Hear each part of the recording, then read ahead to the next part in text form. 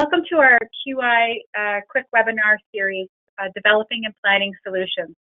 This is the 6th webinar in this series, and we're glad that you've joined us today. My name is Laura Daly Trache, and joining us a bit later is Alex Clement. We are both QI coaches for the Excellence Through Quality Improvement project.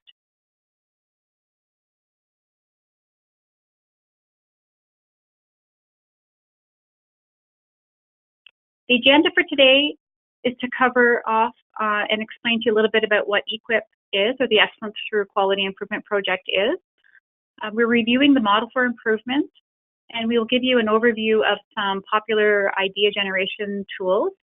We'll also take a look at the impact effort grid to help us decide which of those change ideas we're going to want to start with first, and will have the biggest impact. And then we'll also have a conversation and demonstrate the use of the driver diagram.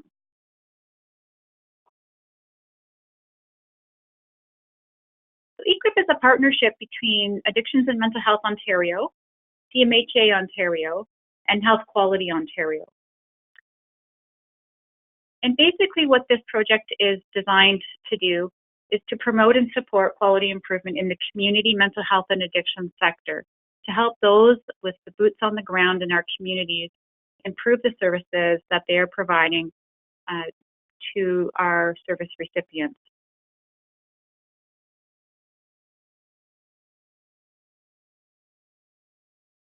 So some people ask us around what quality improvement really is. And quality improvement is a systematic approach to making changes that lead to better client outcomes. It helps the system become stronger, and it helps us as professionals develop in our skills. It combines continuous efforts of stakeholders, healthcare professionals, clients and their families, researchers, planners, and educators to make better and sustained improvements. And what quality improvement is not quality control. So, for example, looking for bad apples and getting rid of them, nor is it quality assurance. For example, the process of trying to reduce or minimize the factors that lead to errors or defects. And it is not research, where all variation is controlled to allow the testing of one variable, requires large numbers and does not reflect the reality of messy day-to-day life. So it aims for good enough, not perfect.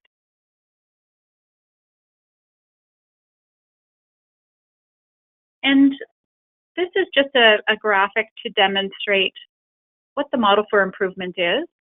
And so on the left-hand side of the screen, you'll see the questions that we're trying to answer is, what are we trying to accomplish? How will we know that change is an improvement? And what changes can we make that will result in that improvement? And it's through those cycles of change and testing those cycles that we understand what it is that we can do to make improvements in our system. And of course, those are all linked. That is all, the model for improvement is linked to the domains of quality. When we want our services to be equitable, timely, client-centered, integrated, effective, and safe. And that all leads to the quadruple aim, which is better health for the population, better care for the people we serve, lower cost through the improvement, and an improved provider satisfaction. And so working towards making sure that we have folks that are working for us and with us that are happy and feeling like they are part of something that is doing good in the community. So for today's webinar, we're going to be using again the wait times at Live Well Recovery Services as our case example. And the case study that we are going to use with the Live Well Recovery Services, it has a long-standing issue with wait times across programs and services. And they're looking specifically at their case management program. And at the beginning of this QI project, clients looking to access case management services were experiencing a 185-day wait from the referral into the program to the service initiation.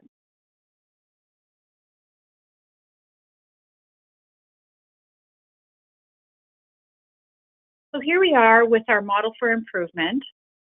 And as we've been working through these webinars, we've started at the beginning, which we were preparing for our quality improvement project. So defining our problem and working on populating our project charter. We used the 5W2H tool as well. And then to understand our problem, we started working through some diagnostic tools. And we've worked through the fishbone diagram, 5 whys. We created a process map, a Pareto chart, and an aim statement. And then we wanted to understand and measure our system. So we worked through the family of measures with a measurement plan and the using run charts to demonstrate the data. And today we're going to be looking at the developing and planning solutions.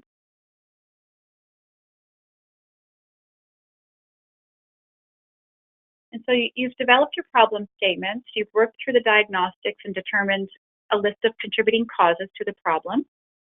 And now we're ready to develop some creative change ideas to address those root causes. There are a number of different tools out there for generating change ideas, disrupting our thought patterns to help us truly think outside the box. And for today's webinar, we'll be introducing 2 tools. One is the random word exercise, and the second is the TRIZ exercise. So the random word is one of those disruptors. And to do this, we will take our aim statement, which is we will decrease the average wait time from referral to service initiation into the Living Well Recovery Services Intensive Case Management Program to 10 days by April 1st of 2019. And then we take the word off of, we take a random word, and you can Google the random word table, and you can get 100 different words or more to use for this exercise. But the idea is that you choose a random word off the list and use that word to disrupt your thinking. So for today's example, we're going to use the word penguin to generate those change ideas for the Living Well Recovery Services QI project. So as we work through this and we use the word penguin, we want to think of words that or phrases or words that we think of when we think of the word penguin. And the first one that comes to mind might be, in this case, black and white. And then if you think of a change idea associated with their aim, the change idea might be to make eligibility criteria for the ICM program very clear or black and white and not open for interpretation or inconsistent application. Another word that you might think about or phrase would be annual migration. And then you would take that annual migration related to penguin and associate it to something that would work towards your aim. And in this case, conduct annual biannual service review of current ICM clients to ensure individuals still need and are appropriate for the ICM program. Hunters is another word that's associated with penguin. A change idea would be possibly that a reception would spend time at the end of the week looking for or hunting for potential assessment openings in the coming week for waitlisted clients. Penguins have wings.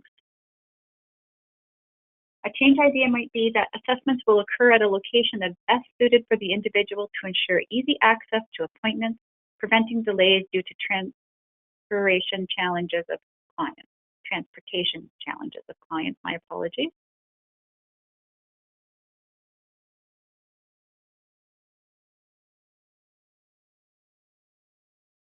Shared nesting roles. That's a phrase that would be associated to penguin, and the change idea would be define referral, intake, and assessment roles and processes within the organization to ensure staff skill sets are being used optimally and referrals are being made equitably. So you can see how you can take words that are associated with something random and then using your shift of mind and disrupting your thought processes with these phrases or words, you can actually come up with some really interesting change ideas related to your outcome. Another tool is the TRIZ. TRIZ is a Russian acronym for the Theory of Inventive Problem Solving. This tool takes a problem that you've identified and then asks, how can we make the problem worse? Creating a list of things that you know will make the system or the process even worse. And then take that list that you just created and then reverse these ideas, answering, how can we make the problem get better? And with that list, you can then generate some change ideas. And in this example that we've used with the Living Well Recovery Services, wanting to know, how can we make this problem worse? One of them would be to allow everyone into the ICM program and remove eligibility criteria. So you walk through the door, it doesn't matter, you're in. Assign referral and intake roles to everyone within the organization. Stop doing assessments for the access to ICM programs. Require that people come into the office for referrals, and add additional steps into the data entry system. So if we were to reverse these ideas and answering, how can we make the problem that we've identified over on the left column, how can we make those better? And so if we were to allow everyone into the ICM program and remove eligibility criteria, a way that we could make and reverse that would be to allow only those that would benefit from the ICM program to be placed on the wait list. And so some change ideas associated with that might be related to the criteria and how individuals were assessed. And assigning referral and intake roles. If you wanted to make that better, assign referral and intake roles for the program to administrative staff teams, so creating a niche of folks that could provide that service. Stop doing the assessments for the program. So making time for more assessments into the program, dedicate specific times of the day for assessments. So making it a better situation than what you've indicated on the left side. Require that people come into the office for referrals. So if you were to make that better, you could conduct outreach activities for the referrals, removing call or referral stop from clients and practitioners or family members. And then the final one, adding additional steps. We want to remove the data re-entry steps from the referral and intake process to make that situation better, or that part of the process better. And then you can, as I said earlier, you can take this list on the right-hand side and then even generate further ideas around change that would actually make the situation better. So those are just two examples, and there are others out there, different ways that you can generate ideas of change. Once you've created that list of change ideas, it's very challenging to, if you have a list of 20, for example, to know which ones are going to have the biggest impact and provide the biggest impact with the lowest amount of effort, for example. And there's an impact effort grid that you can use to demonstrate or help you decide which areas you're going to work on. And in this slide, I apologize, the slide should actually have, these are the change ideas on top, but there's actually in behind the high effort, low impact words that helps you determine where to place your change ideas. So you have the impact on the one side of the graph, and then the effort along the bottom. And so you just place your change ideas on top of the impact effort grid where you feel that they would have the best placement. So which ones are going to be highest in effort and the lowest in impact, and which ones are going to have the highest impact with the lowest effort. And then I would suggest that you might want to start with those high impact, low effort change ideas and then move out from there.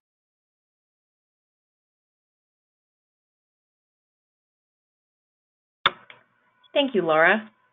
Now I'm going to speak a little bit to driver diagrams, which are an excellent tool that can be utilized while we're generating change ideas, because it really does create a logic model which helps develop and communicate our approach to achieving our aim.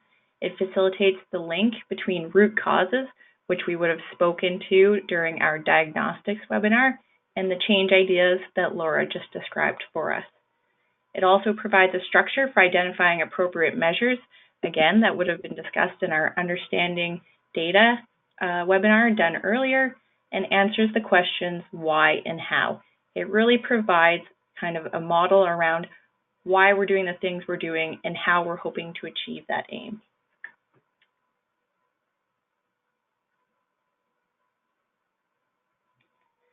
So driver diagrams will be as unique as the project that you're working on.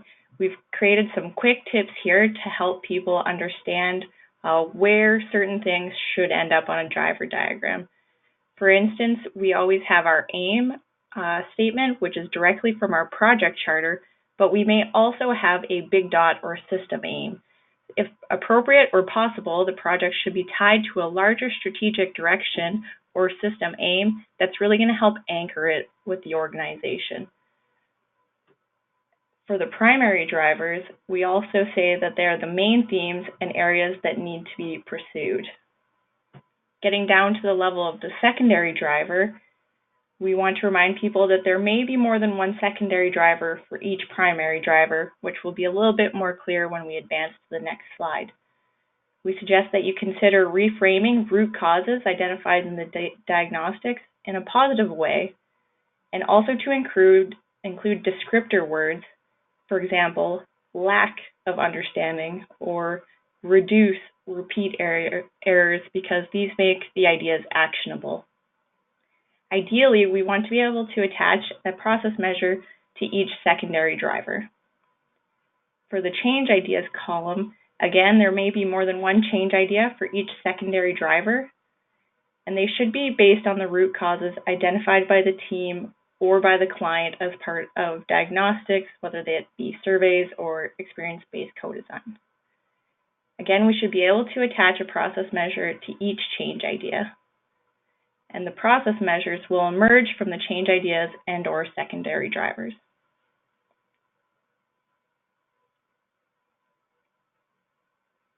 So here's an example from the Live Well Recovery Services case study.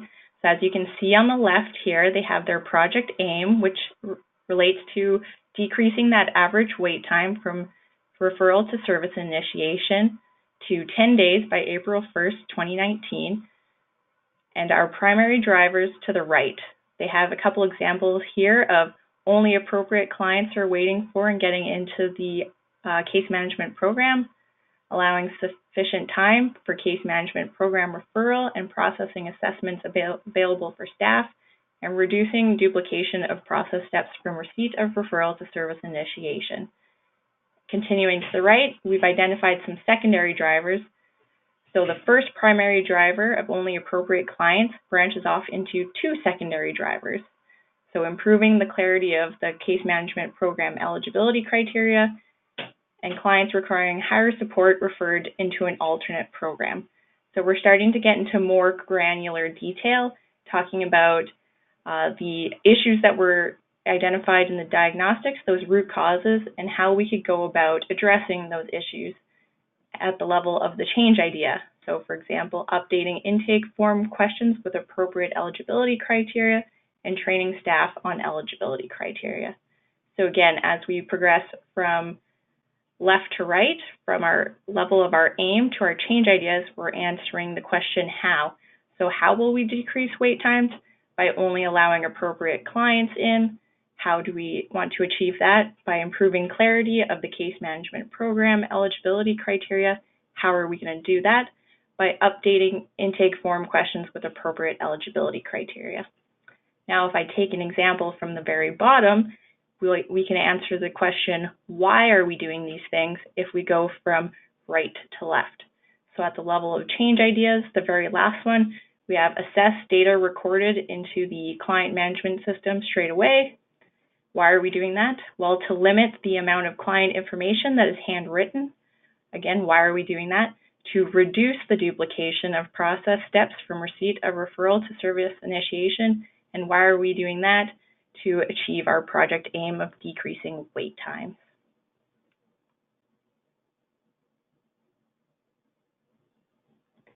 And as you can see here with the thick arrows that have just been superimposed over the driver diagram, we are also able to tie measures to each one of these.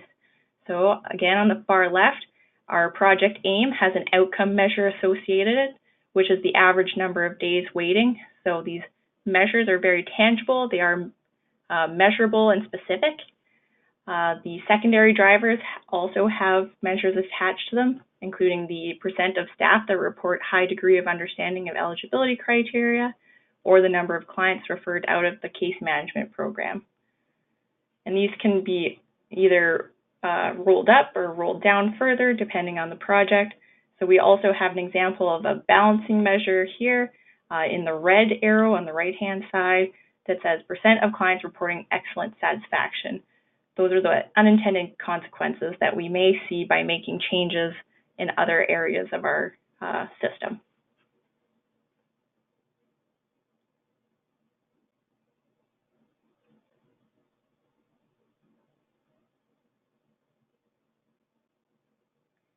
And now that you are introduced to driver diagrams as well as our change ideas generation at the level of developing and planning solutions in our QI journey, we've been able to speak a little bit more to what changes can we make that will result in an improvement, which is one of the steps in our model for improvement. And again, please check out some of our other webinars that speak to the preparing for QI, understanding the problem, measuring and understanding your system, testing and implementing change, and also sustainability and spread.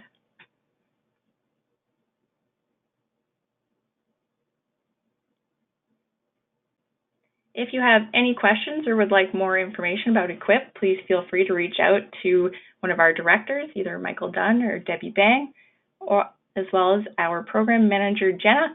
Their contact information is all listed here. Thanks again for joining us today, and have a wonderful day.